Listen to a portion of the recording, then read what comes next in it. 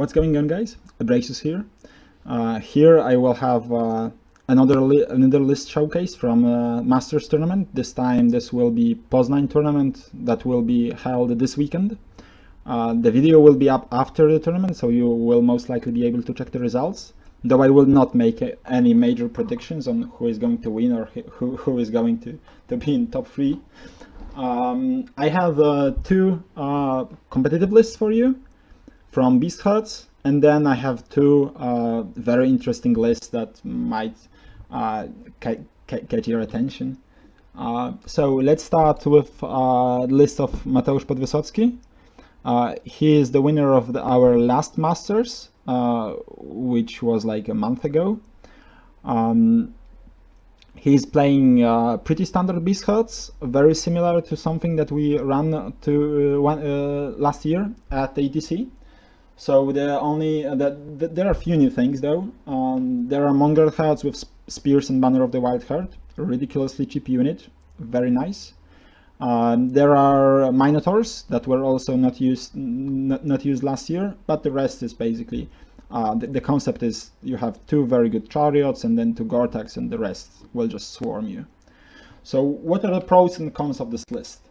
So you have decently strong close combat. This is not a surprise, but some Beast Herd lists tend to run something like 3 Cyclops, 2 Jabberwocks, and or just a ambush heavy list as we've seen as Frederick ran at the ETC.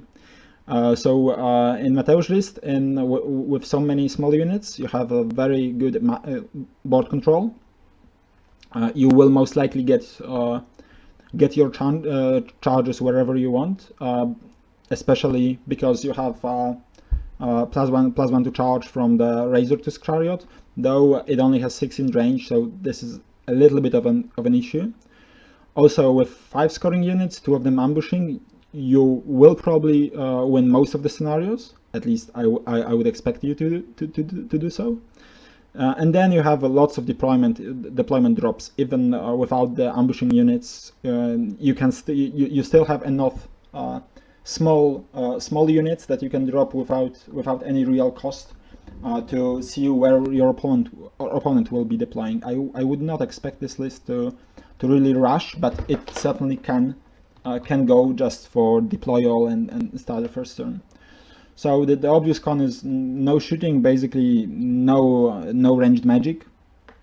But the more important one is that mage is not very safe. You keep him in the you most likely keep him in the big unit, but the unit itself is not very fighty, and the mage has no protection and not even shamanism. So if you start pushing too hard with the unit, you will have some troubles, and it's not really worth it to keep one of your ambushes behind to keep the mage safe. So also you have very different speed stats across the army. This is a problem often with Beast Herds, or just with armies that have chariots in. So here you have chariots that are very slow, then you have Minotaurs that are decently fast, I guess, and then you have Gore-Tex that are very, very fast, and you will likely spend first few turns on getting everything in order and getting everything sorted out, so the attack is at least a bit coordinated. So this is a problem you will most likely face. And as most Beast Herds, then you have a huge weakness to light shooting, and especially poison shooting. The Minotaurs and the Gore-Tex get absolutely obliterated by it. So let's go to some example deployment. So the main idea behind this deployment is wherever my opponent drops, I have something to say. As you know, this is encircle, so my opponent has a very small center and then big flanks. So if he will drop mostly on the left side where the forest is, first of all, he has a forest in his deployment zone, not really interesting for most of the armies. But if he does so, then my Gore-Tex can safely hide behind the hill to wait for the rest of the army to come. the Minotaurs are not that slow, so they can most likely go go on the left side on the building and still do something in this match. And if my opponent drops on the right side where the lake is, I am more than happy because my Minotaurs can hide behind the house to wait for the rest of the army, and the Gotaks are very fast, so they will get there relatively soon. So the next step, as you saw on the other video, was to check what I can get out of the list without really changing much, and how many free points can I find. But luckily someone already did that for me, because on the same tournament we have Cauliflower coming back to the game. So here's the list of Marcin Szlasarkicki. He represented Team Poland lots and lots of times. He played with pretty much the same list last year at the ATC. So I think he got inspired by Mateusz's list, because he made very similar changes. But what he did with Mateusz's list is what I would most likely have done for myself.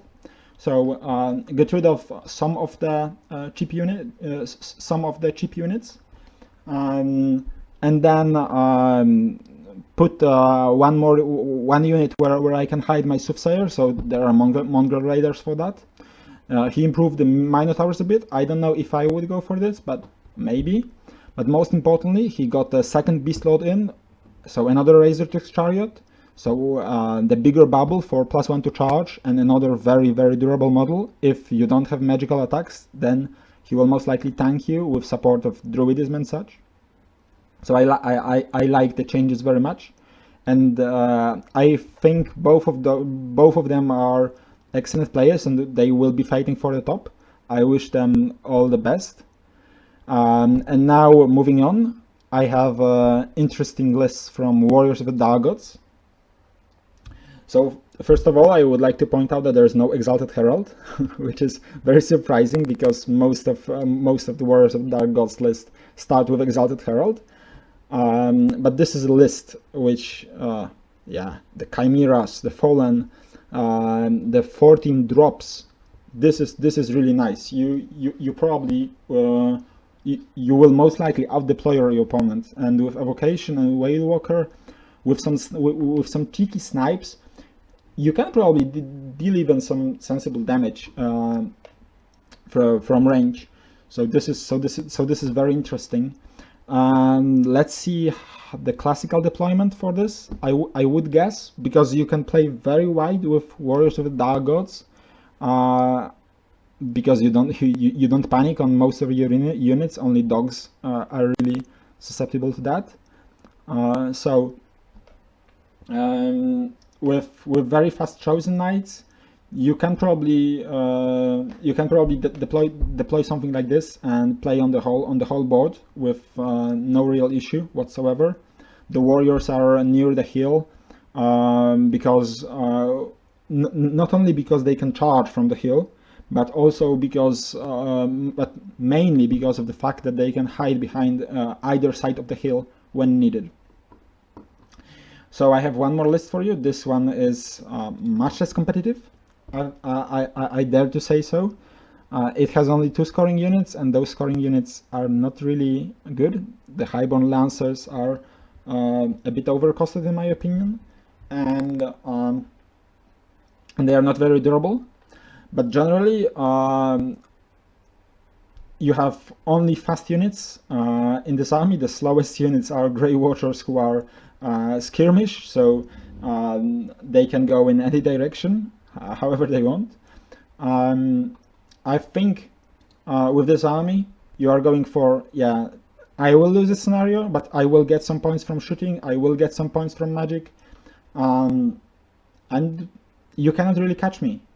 There is pretty much no way you are going to catch this list. So here is an example deployment. I'm not really very fond of it. I would rather have Highborn Lancers more on the flanks. but it really depends on the opponent's army. I here assume that they could panic, so I would rather have them within 12 inch of the general. So pay attention to that. There is no BSB in this list, which, especially without divination, is a bit controversial. Although and only 12 in general. Although Highborn Elves are probably one of those armies that are living, susceptible to all those checks, and still go without BSB, because most of the important tests are taken on 3 dice. So here the idea behind the deployment is, as I said, you cannot really get points from me. I will shoot you. I will cast magic. Maybe the Lord can pick something with charges. Maybe the Dragon can pick something with charges. The Phoenix can burn you a bit, and then you get the scenario, because I don't think there is maybe breakthrough, but still you have no real way to on stopping the enemy. So I guess this list is not really prepared for the scenarios, but generally playing against this list is awful. I don't wish anyone to play against this list, because the game will probably not be really interesting. Not much combat, only you are only getting shot, magic. If you don't really have your own magic to get him, yeah, you have a problem. Okay, so that's the video. I hope you enjoyed it, and see you in the next one. Cheers.